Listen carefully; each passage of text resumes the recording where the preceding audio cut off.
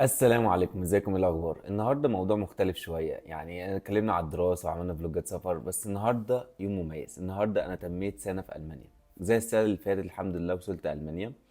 مش عايز اقول لكم لحظه وصولي المانيا دي كانت بالنسبه لي يعني لحظه مميزه جدا. كنت جاي في منتهى الازبهلال، كنت منبهر بكل حاجه. يعني انا اتذكر يعني ما وصلت كان صاحب والدي جاي ياخدني ويوصلني. انا كنت ماسك الموبايل كده عمال اصور كل حاجه. مناظر جميله جدا، الدوله جميله جدا. بس طبعا بعد ما تميت سنه بقى الموضوع اختلف. طبعا اي حاجه في البدايات جميله، مش بيقول لك احلى حاجه البدايات. البدايات ملهاش حل يعني. بس أنا الحمد لله بعد ما تميت سنه فحابب انقل لكم تجربتي، حابب اقول لكم المميزات والعيوب علشان ما تيجي تفكر في المانيا سواء بتقارنها باي دوله تانية تبقى عارف ايه المميزات وايه العيوب. ودايما اتعلم في حياتك كده ان انت تسمع من تجارب الاخرين. يعني انا ماشي بمبدأ اي حاجه هعملها بكمل بعد الناس يعني التانية. يعني مثلا داخل في شغلانه لازم اعرف ايه اللي هيخليه يمشي، إيه اللي خلاه كده كده، فانا بكمل بعد الناس، ما ابتديش انا من نفسي الاول. فده بنقول لكم تجربتي علشان تكملوا بعديه. مثلا انتوا ممكن تشوف مثلا مميزات بالنسبه لكم تخلي المانيا دي رقم واحد بالنسبه لكم، ممكن تشوف في عيوب في المانيا لا انا ما اقدرش اعيش فعلا في المانيا. فده عشان يساعدكم سواء انتوا جايين تبقوا مؤهلين للمميزات والعيوب، او سواء لو انتوا بتقارنوها بدول تانية زي كندا او استراليا او امريكا او ايا يكن الدوله اللي انت بتحاول تروح لها، تقدر تعرف تقارن. بتسمع بقى من الناس اللي عاشت فيه، طبعا ناس عايشه بقالها سنين، انا بنقل لك تجربتي بعد ما عشت سنه. فتعال نبتدي الاول بالمميزات عشان ما اقفلكش بالعيوب يعني. انا مش محضر يعني كلام، انا بس كاتب عناوين علشان ما انساش يعني. فتعالى نبتدي باول ميزه وهي الجنسيه. الجنسيه الالمانيه من اقوى الجنسيات في العالم.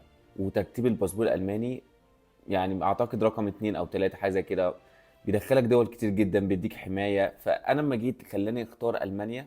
طبعا انا الاول كنت بقارن ما بين المانيا وكندا واستراليا، لان كندا واستراليا، كندا بتدي بعد 4 سنين الجنسيه، استراليا بعد 3. اللي خلاني ادخل المانيا في الاختيار ان قانون الجنسيه اتغير. الاول كانت الجنسيه 8 سنين، وطبعا عقبال ما بتبتدي تاخدها والاجراءات وكده ممكن توصل ل9 سنين ولا 10 سنين.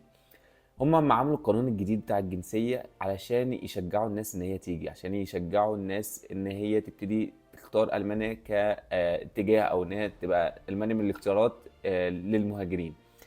فهم يعني خلوا الجنسيه تقدر تقدم عليها بعد 3 سنين. طبعا ده يعني على الاوراق ان انت بعد 3 سنين تقدم، بس طبعا الموضوع بياخد وقت. يعني ممكن بعد 3 سنين تقدم تيجي لك بعد 5 ولا حاجه. وبرده في شرط في الجنسيه، ده من الحاجات اللي مش عجباني، او مش عجباني. ده شرط مهم جدا ان انت يبقى معاك لغه يعني. فاول حاجه من مميزات الجنسيه، الجنسيه قويه جدا. وتاني ميزه وهو المستوى الاقتصادي. يعني ايه مستوى اقتصادي؟ مستوى اقتصادي بيترجم في مستوى المعيشة، بيترجم في نظام الصحي، بيترجم في حاجات كتير جدا. يعني انت لو جيت تقارن ما بين المانيا ودول تانية في اوروبا هتلاقي المانيا فعلا مستوى المعيشة فيها كويس جدا. هتلاقي ان المرتبات فيها كويسة بالرغم ان الضرايب عالية، ودي هنتكلم فيها بعدين. بس انت لو نفسك في اي حاجة سواء بقى ايربودز، موبايل، ايا كان الجهاز اللي نفسك فيه هتجيبه. يعني ده شيء مش رفاهيه عندهم. يعني انت لو عاوز تجيب اي حاجه نفسك فيها هتعرف تجيبها سواء بالقسط سواء بقى ان انت ربنا كرمك ومعاك تمنها كاش. فالمستوى الاقتصادي في المانيا فعلا من الحاجات الكويسه جدا. وتالت حاجه ودي هنطول فيها شويه، المستوى التعليمي. المانيا فيها جامعات مترتبه عالميا، قد تكون فيها 30 40 جامعه مترتبين من اول 100 جامعه. التعليم فيها عالي جدا. وسواء لو حتى الجامعه مش مرتبه عالميا، التعليم في المانيا مستوى الكواليتي بتاعته عالي جدا. يعني انا اتذكر وانا بدور كلمت معيد كان بيدرس في كندا. قال لي ما تبصش للترتيب، الترتيب ده بيبقى شويه ايفالويشن وحاجات كده. المستوى التعليمي مش مرتبط قوي بالترتيب.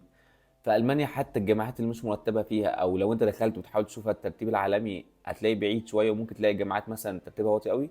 فهو المستوى التعليمي جوه اقوى بكتير، يعني سيبكم من الترتيب ده. فالجامعات فعلا فيها، يعني المانيا فيها جامعات مرتبه عالميا، وحتى اللي مش مرتب المستوى التعليمي فيها كويس جدا. برضو اللي في النقطة مهمة جدا في التعليم ان هو شبه مجاني. يعني ايه شبه مجاني؟ يعني مثلا انت لو جربت تروح كندا هتلاقي مثلا الجامعة مصاريفها في السنة 10000 دولار، 20000 دولار.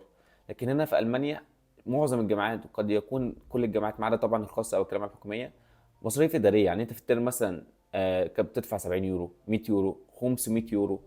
فدي مصاريف اداريه. لكن التعليم ذات نفسه انت يعني هي دي مصاريف الجامعه في الترم 500 يورو مثلا. قد تكون انت لما تشوف 500 يورو ده بالنسبه لعملتك كتير، بس انت لما تيجي تشتغل هنا هتلاقي ال 500 يورو ده رقم عادي يعني. نقطة برضو مهمة ان انت عندك فرصة ان انت تتعلم بالانجليزي. انا بدرس بالانجليزي. انا قايل على اليوتيوب فيديوهات كتير جدا ازاي تحاول تحصل على منحة او ازاي تدرس بالانجليزي. ففكرة ان انت تدرس بالانجليزي دي نقطة سهلت السفر لألمانيا. ان انت تيجي تدرس بالانجليزي انت مش لازم يبقى معاك الماني. وطبعا انا ما بنصحش ان انت ما تجيش من غير الماني، بس دي نقطة تخلي البروسيس اسرع. ان انت لو عاوز تسافر انت معاك انجليزي كويس هتسافر على طول. فدي نقطة يعني تحتسب لألمانيا. ونقطة برضو مهمة في التعليم ان انت كطالب تقدر تشتغل وانت بتدرس. اعتقد دي موجودة في معظم الدول يعني، بس دي مهمة ليه بقى؟ لان انت معظم الطلاب بيجوا هنا حاجة اسمها بلوك اكاونت. بتيجي بتبقى حابس كده او مجمد مبلغ وقدره باليورو. فانت رقم كبير يعني انت ما بتصرفش منه. انت بتيجي هنا بعد شهر او شهرين بتدور على شغل. عشان كده بقول الالماني مهم حتى لو انت جاي بتدرس بالانجليزي. بتدور على شغل. وبمجرد ما بتشتغل خلاص بتسيب البلوك اكاونت اللي انت جمدته ولا الفلوس اللي انت مجمدها دي على جنب. وبيجي لك مرتبك في حدود 1000 يورو في الشهر. بتصرف منهم بقى مصاريفك كبيت كتأمين كإيجار كأكل كشرب كإنترنت. فانت ميزة ان انت تقدر تشتغل بتخليك ان انت ما تحتاجش ان انت تصرف من البلوك اكاونت ده. رابع حاجة وهو الأمان. وهنا ما بتكلمش عن الأمان من ناحية الجرائم والحاجات دي. طبعا ألمانيا مستوى الجريمة فيها قليل والأمان كويس جدا. البوليساي هنا أو البوليس هنا يعني مسيطر على الدنيا يعني. بس بتكلم كأمان وظيفي أو كأمان برضو صحي. يعني إيه أمان وظيفي؟ يعني لو لا قدر الشر أنت شغال في مكان عديت الست شهور في حاجة اسمها 6 شهور بروبات سايت. بمجرد ما بتخلص ال6 شهور دي بتعمل لك عقد اسمه أومب فريست. الأومب فريست ده يعني عقد دائم. صاحب الشغل ما يقدرش يمشيك. خلاص انت بقيت ملزم ان انت تفضل في المكان ده الا لو انت استقلت يعني. ما يقدرش يمشيك برضو غير ما تعمل انت مصيبه. يعني ما يجيش كده واحد يقول لك انت مش عاجبني انا همشيك. لا دام انت عمل عقد الام بفريس ده فخلاص. فانت دي اول حاجه دي اول نقطه. تاني حاجه افرض مشيت او حصل لك اي ظرف وما بقتش تشتغل. المانيا بتامن لك بعد ما بتعدي سنه من ان انت اشتغلت في المكان ده. بتديك مرتب او نص مرتبك لمده 6 شهور عقبال ما تلاقي شغل. فده الامان الوظيفي ان انت مش هتلاقي نفسك في الشارع مره واحده. لا انت خسرت وظيفتك هتلاقي برضو ان انت بتاخد فلوس لغايه ما تلاقي وظيفه تانية. الامثله برضو على الامان الوظيفي او الامان بشكل عام. هحكي لكم قصه. انا كنت شغال في مطعم والمدير بتاعي بيتعنصر عليا. هو عنده كره او عنصريه ضد العرب. ففضل لمده 3 شهور بيحاول يرفدني لغايه ما حصل سيتويشن ما بينه وما بينه كده. فقام بعت ايميل وفعلا جالي الرفض. ما جالي الرفض رحت اتكلمت بقى مع المدير الكبير بتاع المطعم. يعني هو انا هو ده هو اللي بيتعنصر عليا في بقى المدير الكبير. فروحت اتكلمت معاها وشرحت لها الموقف وان هي سمعت من اتجاه واحد بس وان هو قاعد طبعا يعيب فيا وعاوز عاوز يطردني باي طريقه. وبعد جدال او مناقشه لمده اسبوع رجعت للشغل تاني. طول ما انت عندك حق محدش يعرف يتعنصر عليك. يعني حتى لو بيتعنصر عليك محدش يعرف يأذيك. فدي ميزه الامان هنا زي ما قلت لكم. حتى لو بيتعنصروا هم ما بيقدروش يقدروا يعملوا حاجه مخالفه للقانون. يعني القانون هنا فوق العنصريه. اخيرا بقى زي ما قلت لكم العنصريه زي ما هقولها في العيوب ان انت مثلا ممكن يفضل لو انت مثلا في حاجه زي مثلا السكن ولا حاجه في اختيار مثلا واحد الماني مقدم على السكن واحد مصري هم لا يختاروا مثلا الالماني. فدي العنصريه ايه اللي ما يقدرش فيها يخالف القانون. دي النقطه اللي كنت عايز اوضحها لكم يعني. فمستوى الامان في المانيا كويس جدا يعني. النقطه الخامسه والنقطة دي فضلت 8 شهور أنا منبهر. الطبيعة والنظافة. نظافة ملهاش حل. الشوارع بتبرق طبعا. في أكيد في شوارع بتبقاش نظيفة بسبب إن في بقى سياح كتير ومش بس أنت لو رحت الأماكن اللي عايش فيها الألمان أو المدن العادية المدن اللي مش سياحية الشوارع بتبرق. نظافة ملهاش حل. وطبعا الطبيعة دي مالهمش دخل فيها. ألمانيا الطبيعة فيها خيال. خيال يعني. أنا فضلت 8 شهور بعمل فيديوز كده بس عن الطبيعة. يعني أنت تخش على الانستجرام عندي خيال طبيعة فعلا سواء بقى في فصل صيف شتاء خريف ربيع تنبهر. هتفضل كده. انا فضلت 8 شهور كده. انا ايه الجمال ده.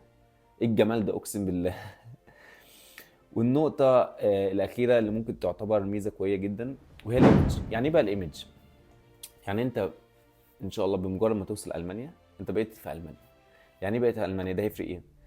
سواء بقى في بلدك او في اي بلد تانية انت بمجرد ما سواء بقى برضو خدت الجنسية او ما خدتش الجنسية اتعلمت في المانيا او اشتغلت في المانيا انت بتروح. انا كنت شغال في المانيا انا عايش في المانيا او كنت عايش في المانيا. الايمج دي بتفرق معاك بقى في ايه؟ ان انت ما تلاقي تروح على وظيفه ويعرفوا ان انت كنت مثلا بتشتغل في المانيا، فانت معاك خبره في دوله زي المانيا. لما بتيجي تتجوز، انت ما بتيجي تقدم لواحده في بلدك انا عايش في المانيا، بتعمل ايمج، بتعمل برستيج. اما بتيجي اي حاجه، بتيجي تتكلم مع اي حد انتروديوس يور سيلف ان انت عايش في المانيا او كنت عايش في المانيا، بتديك برستيج. فالنقطه دي طبعا انت لو كمان لو معاك الجنسيه انت بقيت في حته تانية خالص. يعني انت بمجرد ما تاخد الجنسيه وتسيب المانيا وتروح تشتغل في دوله تانية، سنغافور بقى، الخليج، اندونيسيا، تايلاند، اي دوله، انت معاك الجنسيه انت بتتعامل كانك الماني، انت بتاخد مرتب كانك الماني. انا مش عايز اتكلم في النقطه دي بس بتفرق.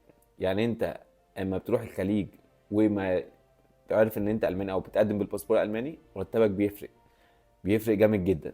فدي المميزات اللي مخلياني مكمل في الدوله دي، واللي بتدفعني ان انا اكمل. لان اكيد في عيوب بتخلي الانسان يحبط ساعات، وان هو حاسس ان هو مش قادر يكمل، الموضوع بيبقى ساعات صعب. بس المميزات فعلا تستحق بالنسبه لي، يعني بعد ما عشت سنه المميزات دي تستحق. فخلينا نتكلم بقى على العيوب ونشوف الصدمه. وما تنسوش تعملوا سبسكرايب، سبسكرايب علشان انا ده اللي بيخليني اكمل، علشان اقدر يبقى عندي حافز اعمل فيديوهات تانية. علشان الموضوع صعب، بالذات فيديوهات اليوتيوب صعب. يعني القعده اللي انا قاعدها دي بقالي اسبوع بحاول ارتب لها. ولو عاوزين تشوفوا بقى يعني الستوريز بقى على الانستجرام، انا بحاول اعمل ستوريز حلوه جدا بوريكم الحياه في المانيا عامله ازاي. فاعملوا فولو على الانستجرام. وشكرا.